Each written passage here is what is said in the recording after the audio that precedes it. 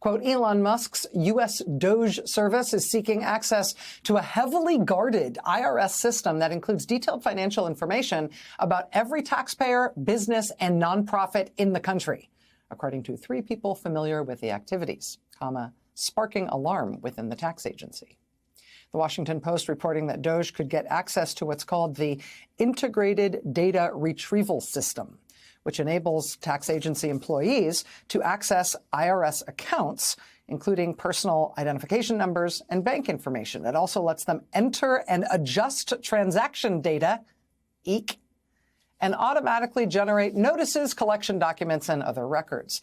IDRS access is extremely limited. Taxpayers who have had their information wrongfully disclosed or even inspected are entitled by law to monetary damages. The request for Doge access to the system has raised deep concern within the IRS.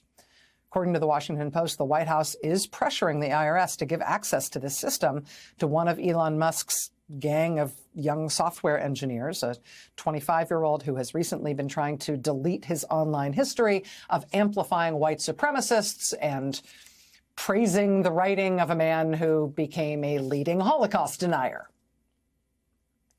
This comes as the Washington Post newly reports tonight, and NBC News has also now confirmed that the acting head of the Social Security Administration has suddenly stepped down after what's described as a clash with Musk's team over access to very sensitive data in that system, in the Social Security system. Joining us now is one of the reporters who broke this story, the Washington Post, Jacob Bogage. Mr. Bogage, thank you so much for being with us tonight. I appreciate it. Oh, thank you so much for having me.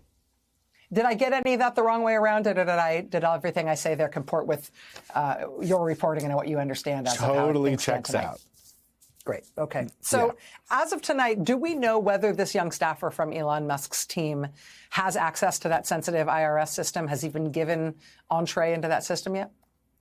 We do know he has not gotten access to that. This memorandum of understanding between the White House and the IRS has not been codified yet. There's some details to work out. The IRS is freaking out, basically, about if and how and whether they should and if they can give that access, and who would give it and how is it overseen, and do they trust that that data can be secured. The White House kind of sees this as a fait accompli, and for good reason, which is because if the IRS says no, they could just start firing people. And that's exactly what we saw over at Social Security. It's a fait accompli to the White House that their representatives will get this information. And if they don't get it, then people are going to quit, or they're going to be fired. That's what we're seeing across these agencies when this sensitive data is on the line. Jacob, in that sequence that you just described, they can obviously, if they want to, and they clearly do, they can fire their way through people who are resisting them one after the other.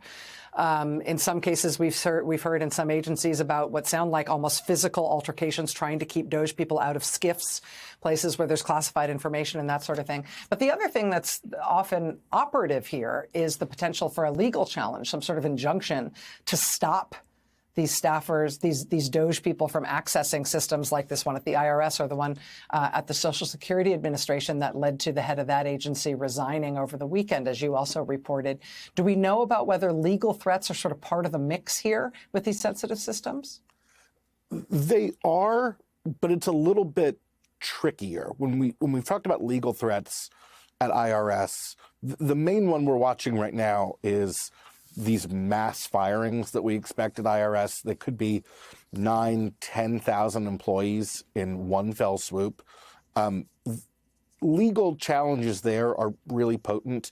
When it comes to systems control, eventually these people just serve at the pleasure of the President of the United States. It's pretty easy to fire them one down the line.